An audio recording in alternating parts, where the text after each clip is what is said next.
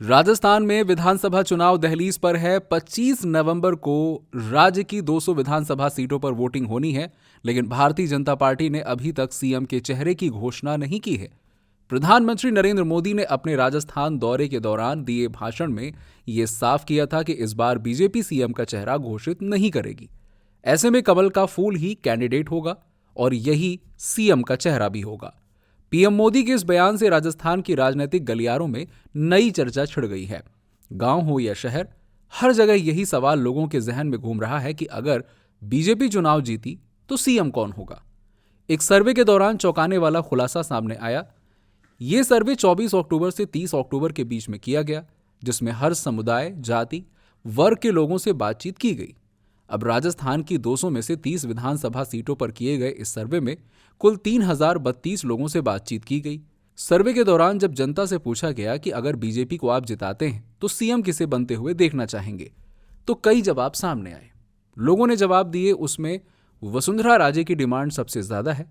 27% लोगों ने वसुंधरा राजे को बीजेपी का सीएम चेहरा माना है।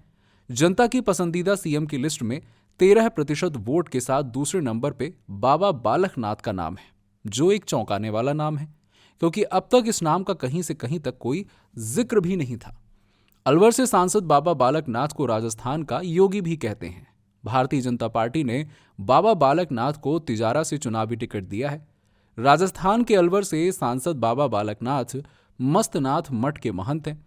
इसी कारण उनकी ड्रेसिंग स्टाइल यूपी के सीएम योगी आदित्यनाथ की तरह दिखती है, इसीलिए उनको राजस्थान का योगी भी कहा जाता है। भगवा कपड़ों में रहने वाले महंत बाबा बालकनाथ को बीजेपी के फायर ब्रांड नेताओं में से एक माना जाता है। वो हिंदुत्व एजेंडे पर अपने आक्रामक रुख के कारण सुर्खियों में बने रहते हैं। अपने फायर ब्रांड वाली छवि के चलते वो आम जन में काफी फेमस हैं। बाबा बालकनाथ ओबीसी कैटेगरी से आते हैं। साल 2019 के लोकसभा चुनाव में अलवर से कांग्रेस के दिग्गज नेता भंवर सिंह को हराया था। इसके बाद बाबा बालकनाथ पहली बार सांसद बने।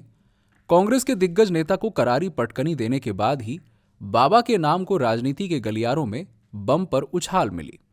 हालांकि हाल ही में बाबा बालकनाथ उस वक्त चर्चा में आए जब उन्होंने राजस्थान पुलिस के डीएसपी को थाने में घुसकर धमका दिया था।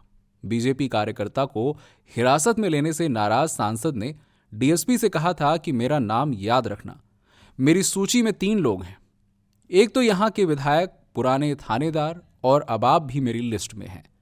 बाबा बालकनाथ की आसपास के क्षेत्र में काफी अच्छी पकड़ है और वो लोगों में अपने हिंदुत्व एजेंडे को लेकर भी काफी प्रचलित हैं। बीजेपी ने योगी आदित्यनाथ को बाबा बालकनाथ की चुनावी रैली में जिस तरह उतार कर आक्रामक रवैया दिखाया है, उससे तो साफ है कि पार्टी राजस्थान में क्या और कैसे करना चाहती है। हालांकि बाबा को वसुंधरा से आगे निकलने के लिए अभी और मदद की जरूरत है।